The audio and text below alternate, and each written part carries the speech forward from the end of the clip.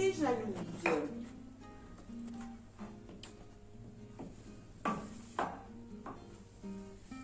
Il était une fois un très jeune homme, Morad, dans un petit village d'Iran. Son travail, boulanger. Il chauffait le four, cuisait le pain pour les villageois. Il ne retournait chez lui qu'en fin de journée, épuisé. Sa maisonnette était rustique. Son seul trésor, un miroir magique, vraiment magique, où deux fées minuscules et très belles avaient élu domicile.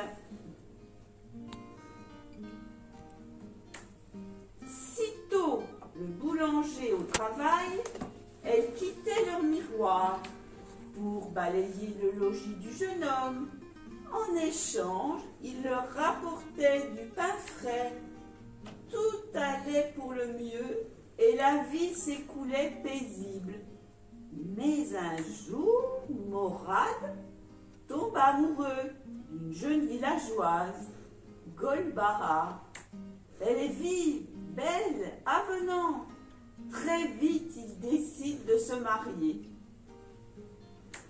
Le jeune boulanger raconte tout de son amour et du mariage prochain aux deux fées, en leur donnant la miche de pain frais qu'il leur doit. Morad, tout à son bonheur, ne remarque pas leur air boudeur. D'emblée, elle voit d'un très mauvais œil ce mariage. Revenue dans leur miroir, toute la nuit, elles ruminent leur déception. Morad nous préfère une moins que rien, pas même une fée. Au lever, Morad leur dit « Préparez la maison avec grand soin. Dès demain, j'épouse Golbahar. » Quelle joie, mentent les deux fées en chœur. Mais ne serait-il pas mieux que ce mariage soit davantage préparé?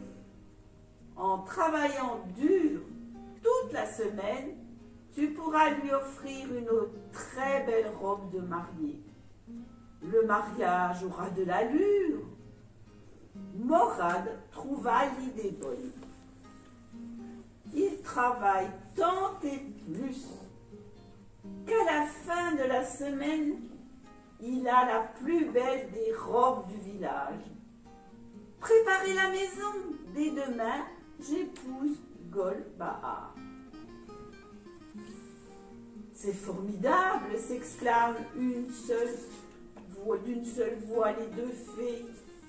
Mais, ajoute-t-elle aussitôt, c'est le printemps, mais c'est le temps des confitures.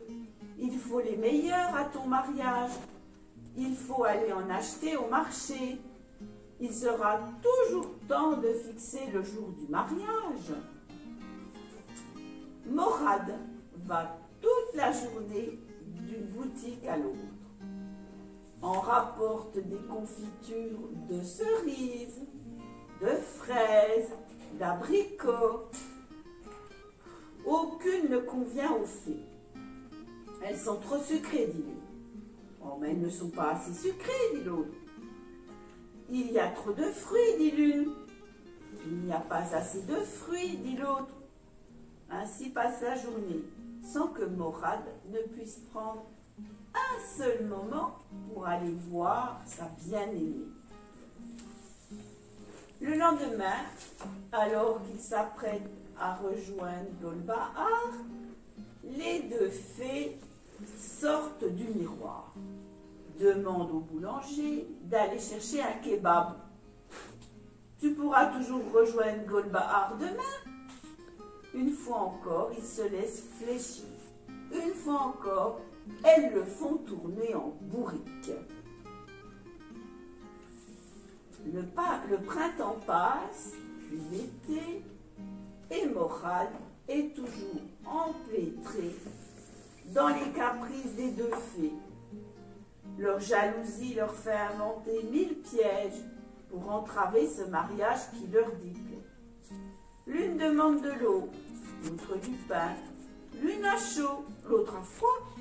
L'une est insupportable, l'autre câline. Jusqu'au jour où le miroir se brise. Libérée, Morad se précipite chez son amoureuse, emportant la plus belle des tuniques de mariage. Golbahar, qui l'a attendu, le reçoit avec soulagement. Ayant revêtu sa robe, elle accompagne le jeune boulanger dans leur foyer.